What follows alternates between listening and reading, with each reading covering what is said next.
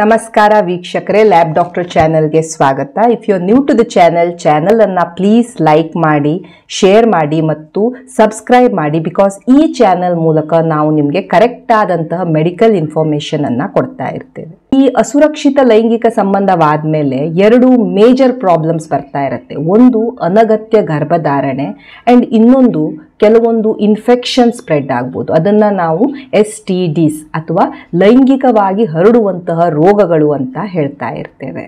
ಈಗ ಸಪೋಸ್ ಅನಗತ್ಯ ಗರ್ಭಧಾರಣೆ ಆಗಿದೆ, ಅದನ್ನು ಹೇಗೆ ಫೈಂಡ್ ಔಟ್ ಮಾಡೋದು, ಅದನ್ನು ಹೇಗೆ ಟ್ರೀಟ್ ಮಾಡೋದು, ಇದರ ಬಗ್ಗೆ ಎಲ್ಲ ನಾನು ಸಪ್ರೇಟ್ ವಿಡಿಯೋಸನ್ನು ಮಾಡಿದ್ದೇನೆ.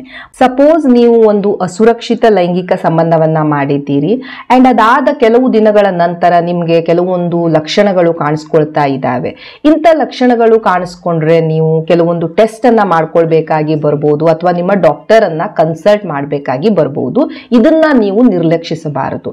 ಯಾಕಂದರೆ ಸಪೋಸ್ ಇವು by chance sexually transmitted disease ಅಥವಾ ಲೈಂಗಿಕವಾಗಿ ಹರಡುವಂಥ ರೋಗಗಳೇ ಆಗಿದ್ರೆ ಇದನ್ನ ನೀವು ಎಲ್ಲಿಯವರೆಗೆ ಟ್ರೀಟ್ ಮಾಡೋದಿಲ್ಲ ಅಲ್ಲಿಯವರೆಗೆ ಇವು ಗುಣವಾಗೋದಿಲ್ಲ. ಹ್ಯಾವಿಂಗ್ ಸೆಡ್ ದಟ್, ಈಗ ನಿಮಗೆ ರೋಗ ಲಕ್ಷಣಗಳಿದ್ರೆ ಮಾತ್ರ ನನಗೆ ಲೈಂಗಿಕವಾಗಿ ಹರಡುವಂತಹ ರೋಗವಿದೆ ಅಥವಾ ಈ ಲೈಂಗಿಕವಾಗಿ ಹರಡುವ ರೋಗ ಇದ್ದವರನ್ನ ನಾವು ನೋಡಿದ ಕೂಡಲೇ ಪತ್ತೆ ಹಚ್ಚಿಬಿಡಬಹುದು, ಅವರಿಗೆ ವೇಟ್ ಲಾಸ್ ಆಗತ್ತೆ, ಅವರು ತುಂಬಾ ವೀಕ್ ಆಗಿರ್ತಾರೆ, ಇಂಥವೆಲ್ಲ ನೀವು ತಿಳಿದುಕೊಂಡಿದ್ರೆ ಇದು ತಪ್ಪು. ಲೈಂಗಿಕವಾಗಿ ಹರಡುವಂತಹ ರೋಗಗಳು ಯಾರು ಈ ವಜೈನಲ್ ಸೆಕ್ಸ್, ಗುದ ಸಂಭೋಗ, ಮುಖಮೈಥುನವನ್ನ ಮಾಡ್ತಾ ಇರ್ತಾರೆ ಅಂಥವರಲ್ಲೆಲ್ಲ ಬರ್ತಾ ಇರ್ಬೋದು. ಎಸ್ಪೆಷಲಿ ನಿಮಗೆ ಬಹಳ ಜನ ಪಾರ್ಟ್ನರ್ ಇದ್ರು ಅಥವಾ ನೀವು ಯಾವುದೋ ಒಂದು ಅನ್ನೋನ್ ವ್ಯಕ್ತಿಯ ಜೊತೆ ಈ ತರ ಲೈಂಗಿಕ ಸಂಬಂಧ ಮಾಡ್ತಾ ಇದ್ದೀರಾ, ಈ ಸೆಕ್ಸ್ ವರ್ಕರ್ ಜೊತೆ ಲೈಂಗಿಕ ಸಂಬಂಧ ಮಾಡ್ತಾ ಇದ್ದೀರಾ, ಸಲಿಂಗ ಕಾಮಿಗಳಲ್ಲೆಲ್ಲ ಸ್ವಲ್ಪ ಜಾಸ್ತಿ ಇರುತ್ತೆ. But anybody who gets involved in vaginal sex, anal sex or oral sex can get a sexually transmitted disease. And secondly, ಯಾವುದೇ ವ್ಯಕ್ತಿಯನ್ನು ನೋಡಿದ ಕ್ಷಣ ನಾವು ಇವನಿಗೆ STD ಇದೆ ಅಥವಾ ಇವಳಿಗೆ STD ಇಲ್ಲ ಅಂತ ಹೇಳಲಿಕ್ಕೆ ಆಗೋದಿಲ್ಲ. STDs ಅನ್ನ ಪತ್ತೆ ಹಚ್ಚಬೇಕಾದ್ರೆ ನೀವು ಟೆಸ್ಟಿಂಗ್ ಅನ್ನೇ ಮಾಡಬೇಕು.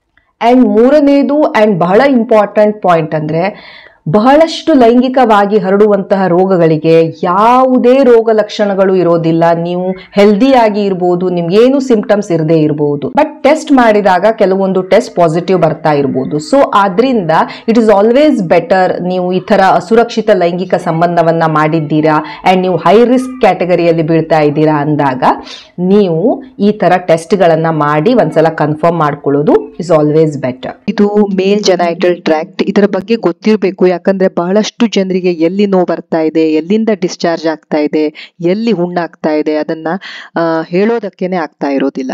ಸೊ ಇದು ಶಿಶ್ನ. ಈ ಶಿಶ್ನದ ಒಳಗಡೆಯಲ್ಲಿ ಯುರೇತ್ರ ಅಂತ ಇರುತ್ತೆ, ಯಾವ್ದ್ರಿಂದ ಈ ಯೂರಿನ್ ಪಾಸ್ ಆಗ್ತಾ ಇರುತ್ತೆ. ಇದು ವೃಷಣ ಅಥವಾ ಟೆಸ್ಟಿಸ್. ಈ ವೃಷಣ ಇರುವಂತಹ ಈ ಚೀಲ ಏನಿರುತ್ತೆ ಇದಕ್ಕೆ ನಾವು ಸ್ಕ್ರೋಟಮ್ ಅಂತ ಇರ್ತೇವೆ. ಇಲ್ಲಿರುವಂತಹ ಒಂದು ಚಿಕ್ಕ ಗ್ಲ್ಯಾಂಡ್ ಅಂದ್ರೆ ಈ ಪ್ರೋಸ್ಟೇಟ್. ಸೊ ಇದು ಪೆನಿಸ್ ಅಂಡ್ ಇಲ್ಲಿ ನೀವು ನೋಡ್ತಾ ಇರ್ಬೋದು, ಇದು ಗುದದ್ವಾರ, ಯಾವ್ದ್ರಿಂದ ನಾವು ಮಲವನ್ನ ಪಾಸ್ ಮಾಡ್ತಾ ಇರ್ತೀವಿ. ಫಿಮೇಲ್ ಜೆನೈಟಲ್ ಟ್ರ್ಯಾಕ್ಟ್ ನಾವು ನೋಡಿದಾಗ ಇದು ಯೋನಿ ಇರುತ್ತೆ. ಯೋನಿಯ ಮೇಲ್ಗಡೆ ಈ ಯುರೇತ್ರ ಓಪನಿಂಗ್ ಇರುತ್ತೆ, ಎಲ್ಲಿಂದ ಯೂರಿನ್ ಪಾಸ್ ಆಗ್ತಾ ಇರುತ್ತೆ. ಅಂಡ್ ಇಲ್ಲಿಂದ ಈ ಗುದದ್ವಾರದಿಂದ ನಾವು ಮಲವನ್ನ ಪಾಸ್ ಮಾಡ್ತಾ ಇರ್ತೇವೆ. ಸೊ ಗಂಡಸರಲ್ಲಾಗಿರ್ಬಹುದು, ಹೆಂಗಸರಲ್ಲಾಗಿರ್ಬಹುದು, ಬಹಳಷ್ಟು ಲೈಂಗಿಕವಾಗಿ ಹರಡುವಂತಹ ರೋಗಗಳಿಗೆ ಯಾವುದೇ ರೋಗ ಲಕ್ಷಣಗಳು ಇರೋದಿಲ್ಲ. ಸಪೋಸ್ ಬಂತು ಅಂತ ಹೇಳಿದ್ರೆ ನೀವು ಕೆಲವೊಂದು ರೋಗ ಲಕ್ಷಣಗಳನ್ನ ನಿರ್ಲಕ್ಷಿಸಬಾರದು. ಫಾರ್ ಎಕ್ಸಾಂಪಲ್, ಯೂರಿನ್ ಪಾಸ್ ಮಾಡಬೇಕಾದ್ರೆ ಉರಿ ಆಗ್ತಾ ಇದೆ ಅಥವಾ ಈ ಇಜಾಕ್ಯುಲೇಟ್ ಮಾಡಬೇಕಾದ್ರೆ ಉರಿ ಆಗ್ತಾ ಇದೆ, ಈ ಪೆನಿಸ್ ಅಥವಾ ಶಿಶ್ನದ ಮೇಲೆ ಏನಾದ್ರೂ ರ್ಯಾಷಸ್ ಬರ್ತಾ ಇದೆ, ಅಥವಾ ಈ ತೊಡೆಗಳ ಸಂಧಿಯಲ್ಲಿ ರ್ಯಾಷಸ್ ಬರ್ತಾ ಇದೆ, ಅಥವಾ ಈ ವೃಷಣದ ಹತ್ತಿರ ರ್ಯಾಷಸ್ ಬರ್ತಾ ಇದೆ, ಕೆಲವೊಮ್ಮೆ ಈ ಮುಖಮೈಥುನ ಅಥವಾ ಓರಲ್ ಸೆಕ್ಸ್ ಮಾಡಿದಾಗ ಗಂಟ್ಲು ನೋವು ಬರ್ತಾ ಇರಬಹುದು, ಫೀವರ್, ಜ್ವರ ಬರ್ತಾ ಇರಬಹುದು, ಅದು ಯಾವುದು ನೀವು ಎಷ್ಟೇ ಟ್ರೀಟ್ಮೆಂಟ್ ತಗೊಂಡ್ರು ಅದು ಹೋಗ್ತಾನೆ ಇರೋದಿಲ್ಲ. ಕೆಲವೊಬ್ಬರಿಗೆ ಈ ಟೆಸ್ಟಿಕಲ್ಸ್ ಅಥವಾ ಈ ವೃಷಣದ ಹತ್ತಿರ ಸ್ವೆಲ್ಲಿಂಗ್ ಬರ್ಬೋದು.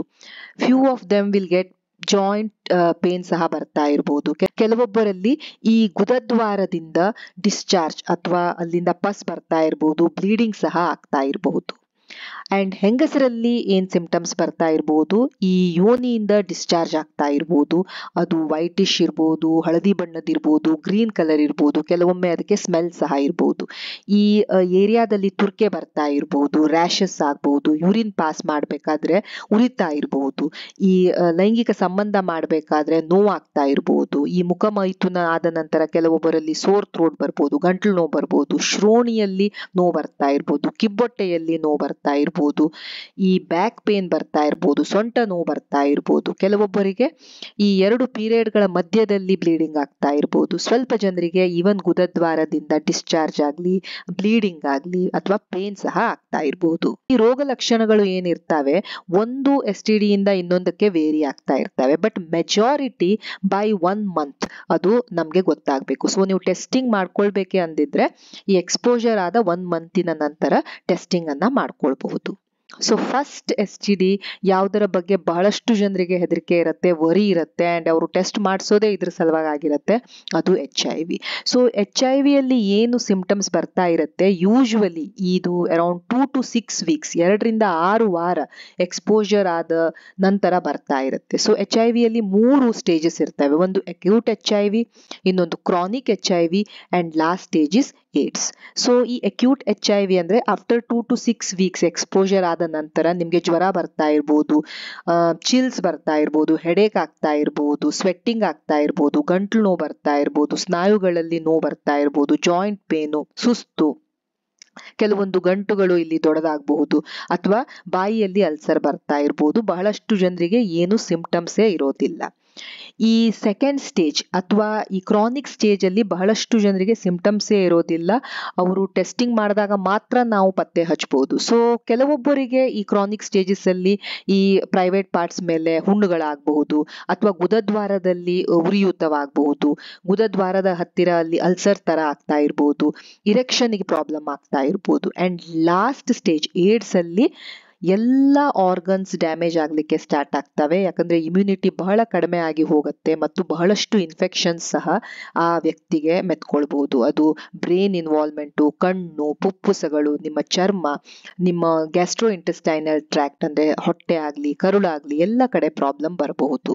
ನೆಕ್ಸ್ಟ್ ಕಾಮನ್ STD ಅಂದ್ರೆ ಹೆಪಟೈಟಿಸ್ ಬಿ. ಬಹಳ ಜನರಿಗೆ ಇದು ಲೈಂಗಿಕವಾಗಿ ಹರಡುತ್ತೆ ಅಂತ ಗೊತ್ತೇ ಇರೋದಿಲ್ಲ, ಬಟ್ ಇದು ಸಹ ಲೈಂಗಿಕವಾಗಿ ಹರಡುತ್ತೆ. ಅಂಡ್ ಬಹಳಷ್ಟು ಸಲ ಇದು ಜಾಂಡಿಸ್ ಅನ್ನ ಪ್ರೊಡ್ಯೂಸ್ ಮಾಡಬಹುದು, ಅಥವಾ ನಿಮ್ಗೆ ಹಸಿವೆನೇ ಆಗ್ತಾ ಇರ್ಬೋದು, ಬಹಳ ಸುಸ್ತಾಗ್ತಾ ಇರ್ಬೋದು, ಜಾಯಿಂಟ್ ಪೇನ್ ಬರ್ತಾ ಇರ್ಬೋದು, ವಾಮಿಟಿಂಗ್ ಆಗೋದು, ಜ್ವರ ಬರೋದು ಎಲ್ಲ ಆಗ್ತಾ ಇರ್ಬೋದು. ಬಹಳಷ್ಟು ಜನರಿಗೆ ಏನೂ ಸಿಂಪ್ಟಮ್ಸ್ ಇರೋದೇ ಇಲ್ಲ, ಅವರು ಯಾವುದೋ ಒಂದು ಬೇರೆ ಟೆಸ್ಟಿಂಗ್ ಮಾಡ್ಲಿಕ್ಕೆ ಹೋದಾಗ ಈ ಹೆಪಟೈಟಿಸ್ ಬಿ ಅನ್ನ ಟೆಸ್ಟ್ ಮಾಡಿದಾಗ ಅವರಿಗೆ ಅದು ಪಾಸಿಟಿವ್ ಬರ್ತಾ ಇರುತ್ತೆ. ಬಟ್ ಇದು ಕೆಲವೊಂದು ರೋಗ ಲಕ್ಷಣಗಳು ಹೆಪಟೈಟಿಸ್ ಬಿ ಅಲ್ಲಿ. ನೆಕ್ಸ್ಟ್ ಅಂದ್ರೆ ಹೆಪಟೈಟಿಸ್ ಸಿ. ಇದು ಸಹ ಲಿವರ್ ಅನ್ನ ಡ್ಯಾಮೇಜ್ ಮಾಡುವಂತಹ ಒಂದು ವೈರಸ್, ಲೈಂಗಿಕವಾಗಿ ಹರಡುತ್ತೆ. ಅಂಡ್ ಇದರಲ್ಲೂ ಸಹ ಹೆಪಟೈಟಿಸ್ ಬಿ ತರದೇ ಸಿಂಪ್ಟಮ್ಸ್ ಬರ್ತಾ ಇರ್ತವೆ, ಜಾಂಡಿಸ್ ಆಗ್ಬೋದು, ಲೂಸ್ ಮೋಷನ್ಸ್ ಆಗ್ಬೋದು, ತಲೆನೋವು, ಊಟ ಸೇರದೆ ಇರೋದು. ಅಂಡ್ ನೆಕ್ಸ್ಟ್ ಇಂಪಾರ್ಟೆಂಟ್ STD ಅಂತ ಹೇಳಿದ್ರೆ ಸಿಫಿಲಿಸ್. ಸೊ ಈ ಸಿಫಿಲಿಸ್ ಈ ಬ್ಯಾಕ್ಟೀರಿಯಾದಿಂದ ಹರಡ್ತಾ ಇರುತ್ತೆ. ಇದು 4 ಸ್ಟೇಜಸ್, ಪ್ರೈಮರಿ, ಸೆಕೆಂಡರಿ, ಲೇಟೆಂಟ್ ಮತ್ತು ಟರ್ಷರಿ ಸಿಫಿಲಿಸ್ ಅನ್ನೋ 4 ಸ್ಟೇಜಸ್ ಅಲ್ಲಿ ಪಾಸ್ ಆಗ್ತಾ ಇರುತ್ತೆ. ಈ ಪ್ರೈಮರಿ ಸ್ಟೇಜ್ ಅಲ್ಲಿ ಈ ತರ ಹುಣ್ಣುಗಳಾಗ್ತವೆ. ಈ ಹುಣ್ಣುಗಳು ನೀವು ಎಲ್ಲಿಂದ ಈ ಲೈಂಗಿಕ ಸಂಬಂಧವನ್ನ ಮಾಡ್ತಾ ಇದ್ದೀರಾ ಅಲ್ಲಾಗ್ತಾ ಇರುತ್ತೆ. ಇವಕ್ಕೆ ಯಾವುದೇ ಪೇನ್ ಇರೋದಿಲ್ಲ, ಇಚ್ಚಿಂಗ್ ಇರೋದಿಲ್ಲ, ಏನಿರೋದಿಲ್ಲ. ಸೊ ಬಹಳಷ್ಟು ಸಲ ಇದು ಮಿಸ್ ಆಗಿ ಹೋಗ್ಬಿಡುತ್ತೆ. ಸೆಕೆಂಡರಿ ಸಿಫಿಲಿಸ್ ಅಲ್ಲಿ ಈ ತರ ರ್ಯಾಷಸ್ ಅಥವಾ ದದ್ದುಗಳು ಹೇಳ್ಬೋದು, ಇದು ನಿಮ್ಮ ಕೈಗಳ ಮೇಲೆ, ಕಾಲ್ಗಳ ಮೇಲೆ ಎಲ್ಲ ಹೇಳ್ತಾ ಇರ್ಬೋದು. ಲೇಟೆಂಟ್ ಸಿಫಿಲಿಸ್ ಅಲ್ಲಿ ಆ ವ್ಯಕ್ತಿಗೆ ಏನು ರೋಗ ಲಕ್ಷಣಗಳು ಇರೋದೇ ಇಲ್ಲ, ಟೆಸ್ಟಿಂಗ್ ಮಾಡಿದಾಗ ಮಾತ್ರ ಈ ಟೆಸ್ಟ್ಗಳು VDRL ಅಂತ ಟೆಸ್ಟ್ಗಳು ಪಾಸಿಟಿವ್ ಬರ್ತಾ ಇರುತ್ತೆ. ಲೇಟ್ ಸಿಫಿಲಿಸ್ ಅಂದಾಗ ಆ ವ್ಯಕ್ತಿಗೆ ಅವರ ಬ್ರೈನ್ ಆಗ್ಲಿ, ಲಿವರ್ ಆಗ್ಲಿ, ಬೋನ್ಸ್ ಆಗ್ಲಿ, ಹಾರ್ಟ್ ಆಗ್ಲಿ ಎಲ್ಲ ಡ್ಯಾಮೇಜ್ ಆಗ್ಲಿಕ್ಕೆ ಸ್ಟಾರ್ಟ್ ಆಗ್ತವೆ. ಸೊ ಇದು ನೀವು ನೋಡ್ಬೋದು, ಈ ತರ ರ್ಯಾಷಸ್ ಈ ಸೆಕೆಂಡರಿ ಸಿಫಿಲಿಸ್ ಅಲ್ಲಿ. ಅಂಡ್ ಇದು ಪ್ರೈಮರಿ ಸಿಫಿಲಿಸ್ ಅಲ್ಲಿ ಆಗುವಂತಹ ಒಂದು ಹುಣ್ಣು. Genital herpes. So genital herpes ಈ HSV2 ಅನ್ನುವಂಥ ವೈರಸ್ ಇಂದ ಸ್ಪ್ರೆಡ್ ಆಗ್ತಾ ಇರುತ್ತೆ.